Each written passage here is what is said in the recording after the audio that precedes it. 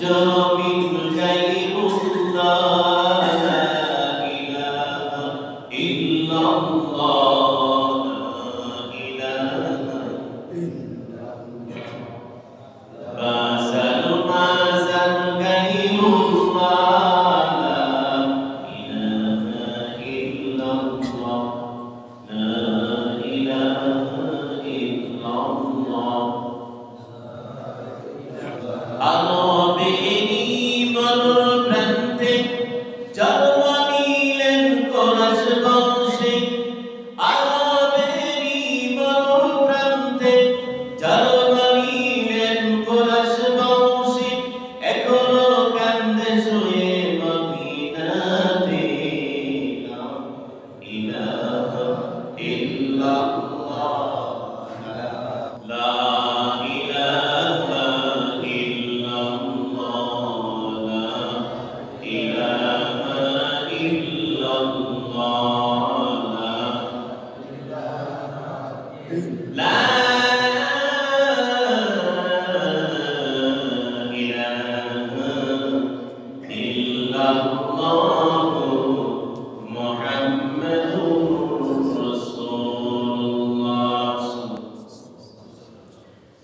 আল্লাহ পাকের দরবারে লাখো কোটি শুকরিয়া ও সুজুদ যে মহান আল্লাহ রাব্বুল আলামিন আমাকে আপনাকে দুনিয়ার ঝামেলা থেকে মুক্ত করে ফিতনা ফাসাদ থেকে বাঁচাই করে জান্নাতি পরিবেশ বেহেশতি বাগানে কোরআন হাদিস ভিত্তিক আলোচনা করার এবং শোনার তৌফিক দিয়েছেন সেজন্য আমরা আমাদের অন্তরের অন্তঃস্থল থেকে হৃদয়ের সব ভালোবাসা উজাড় করে জবানের শর্মিন্দাকে পরিহার করে কালিমাতুশ শুকর আদায় করি আলহামদুলিল্লাহ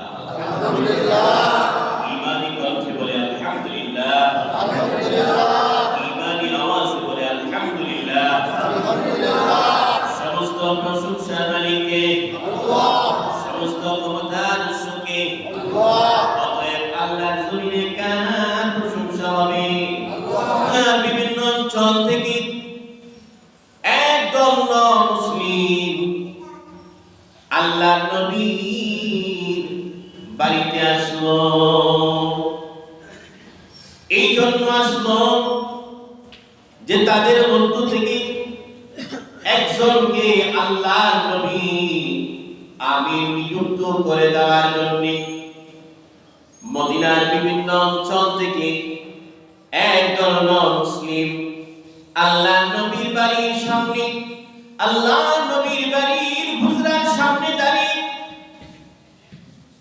ডাক দিচ্ছেন ইয়া মুহাম্মদ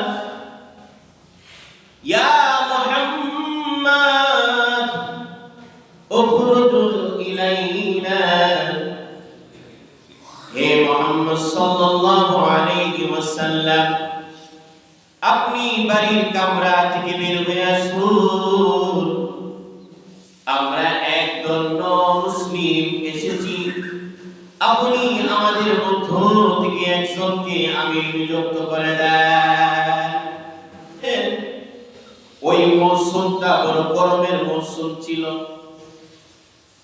গরমের মৌসুমে সাধারণত দুপুর বেলা কেউ ঘর থেকে বের হইতে চায় না একান্ত প্রয়োজন ছাড়া কেউ বাড়ির বাইরে যাইতে চায় না কারণ আরো বেশি গরমের মৌসুমে দুপুর বেলায় প্রচন্ড গরম থাকে সেজন্য আল্লাহর নবী তিনার স্ত্রীদের কামরায় তিনি অবস্থান করতেছিলেন প্রতিমধ্যে মুসলিম এসে ডাক দিলেন ইয়া মুহাম্মদ উখরুজ ইলাইনা হে মুহাম্মদ সাল্লাল্লাহু আলাইহি ওয়াসাল্লাম আপনি বাড়ির বাইরে আসুন আমরা এসেছি আপনার সাথে সাক্ষাৎ করার জন্য এই জন্য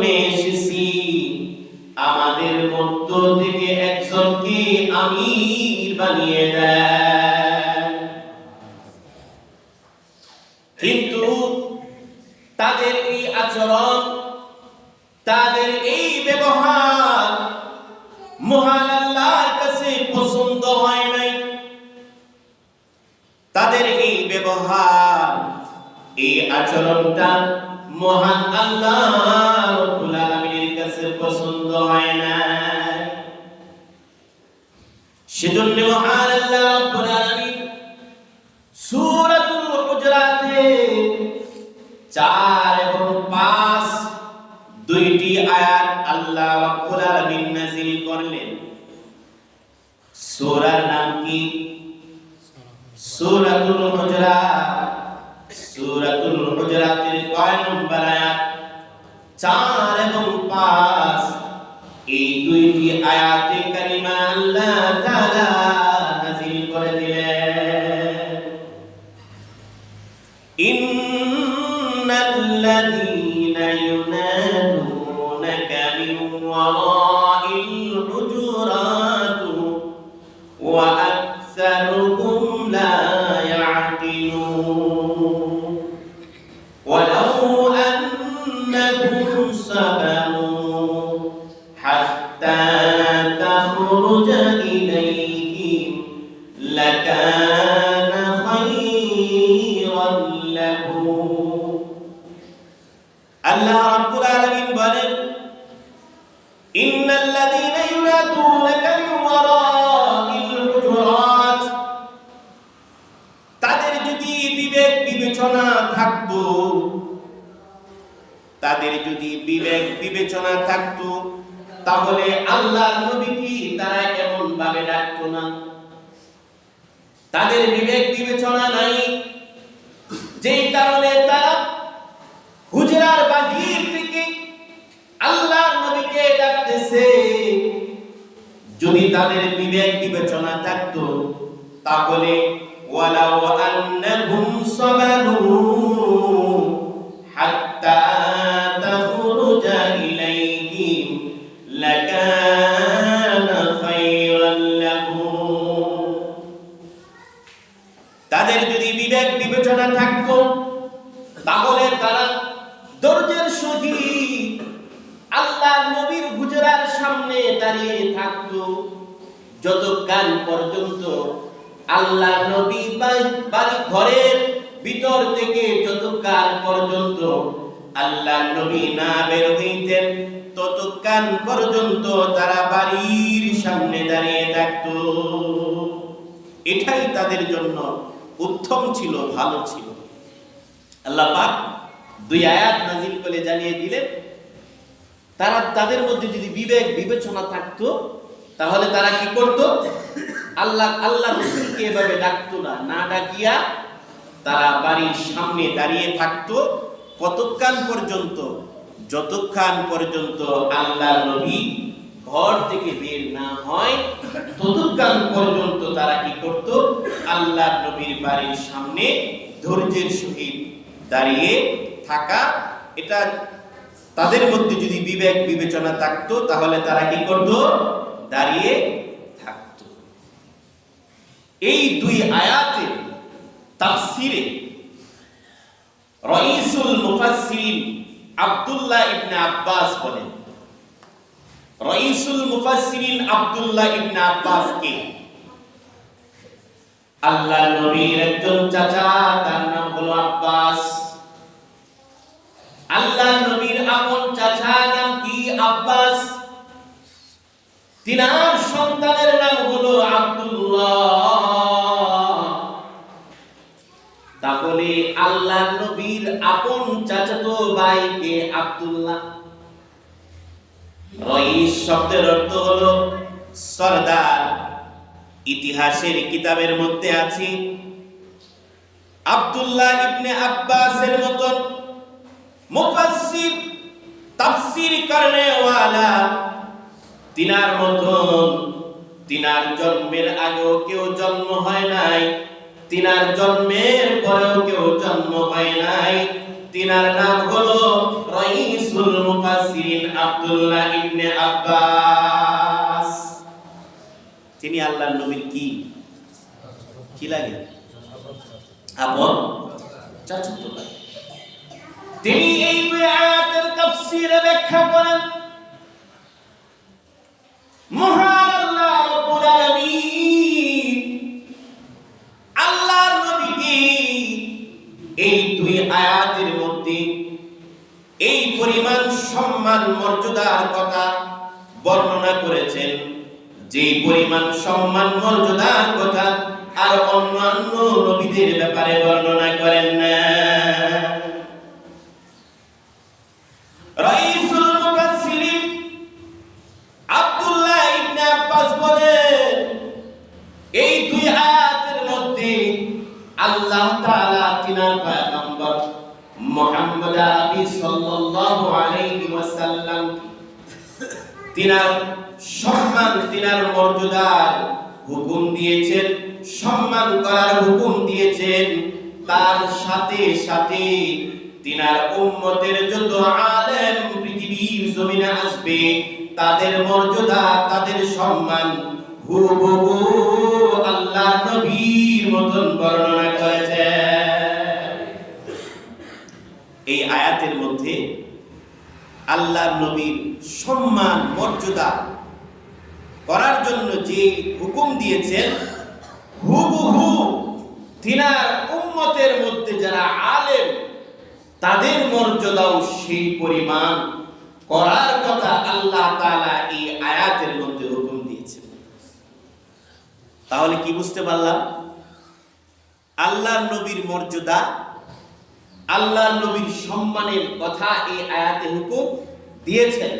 ঠিক তেমনি ভাবে তিনার উম্মতের যত আলেম পৃথিবীর জমিনে আসবে তাদেরও মর্যাদা, তাদেরও সম্মান হুবহু এই আয়াতের মধ্যে হুকুম দিয়েছেন। এখন প্রশ্ন হলো,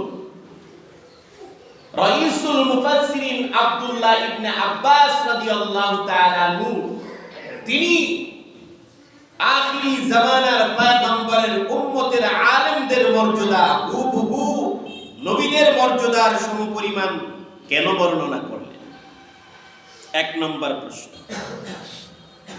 দ্বিতীয় নম্বর প্রশ্ন হলো, আল্লাহ তাআলা এই যুগের আলেমকে যে মর্যাদা দিয়েছেন তাদেরকে যদি সম্মান না করে, তাদেরকে যদি কোরআন অনুযায়ী সম্মান মর্যাদা না দেয় তাদের কি ফলাফল হবে? সম্মান অনুযায়ী যদি মর্যাদা না দেয় তাদের কি ফলাফল হবে, আর যদি মর্যাদা দেয় কি ফলাফল হবে?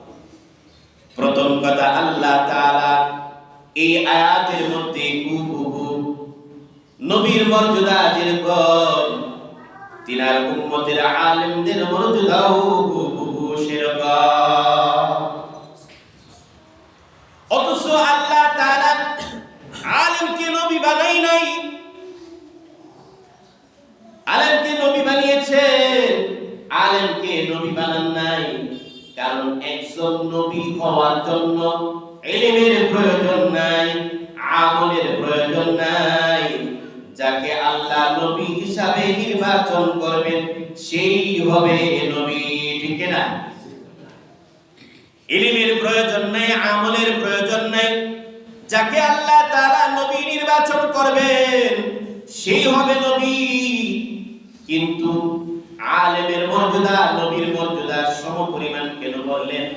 আল্লাহর নবী, বিশ্ব নবী হাদিস শরীফের মধ্যে বলেন, ওয়া আন্নাল উলামা ওয়ারাসাতুল আম্বিয়া। আলেমরা হলো নবীর উত্তরাধিকারী, উত্তরসূরি। কিসের? দন-দৌলতের নয়, দন-দৌলতের নয়। যে ইলম আল্লাহ তাআলা আল্লাহ রাসূলকে দিয়েছেন সেই ইলমের উত্তরসূরি কারা? এই জমানার আলেম। সেজন্য এই সূরাতুল হুজরাতের 4 এবং 5 নম্বর আয়াতের ব্যাখ্যায় আব্দুল্লাহ ইবনে আব্বাস, রাইসুল মুফাসসিরিন আব্দুল্লাহ ইবনে আব্বাস বলেন, একজন নবীর যেই পরিমাণ মর্যাদা সম্মান আল্লাহ দিয়েছেন সেই পরিমাণ একজন আলেমের মর্যাদা আল্লাহ তাআলা দিয়েছেন। তাহলে একজন আলেমের এই পরিমাণ মর্যাদা কেন এসেছে? হযরত আদম আলাইহিস সালাতু ওয়াস সালাম থেকে আখিরি জামানার পয়গম্বর পর্যন্ত আল্লাহ তাআলা পৃথিবীর জমিনে যত নবী রাসূলকে পাঠিয়েছেন, সকল নবী রাসূলের দায়িত্ব ছিল কি? পথভোলা মানুষগুলোকে আল্লাহর দিকে ডাকা, পথহারা মানুষগুলোকে আল্লাহর দিকে ডাকা।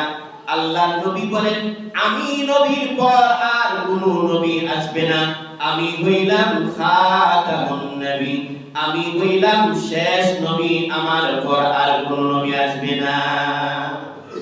যেহেতু আর কোন নবী আসবে না, তাহলে এই যুগের উম্মতগুলোকে জান্নাতে যাওয়ার কি প্রয়োজন নাই? কারণ নবীরা তো এসে দাওয়াত দিয়েছেন, কালেমার দাওয়াত দিয়েছেন, কোরআনের কথা বলেছেন। তাহলে যেহেতু নবী আসবে না, তাহলে তাদের কি জান্নাতে যাওয়ার প্রয়োজন নাই? অবশ্যই আছে। সেই নবীর কাজ করবে কারা? উলামায়ে কেরাম। একটা ঘটনা বলি, মিসাল দিলেও আরো ভালো করে বুঝবেন।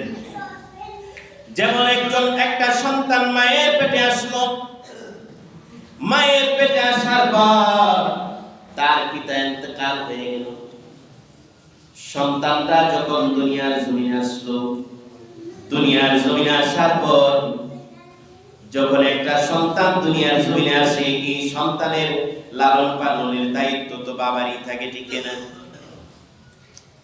যেহেতু তার বাবা নাই, এই সন্তানের লালন পালনের দায়িত্ব চাচা নিয়েছে।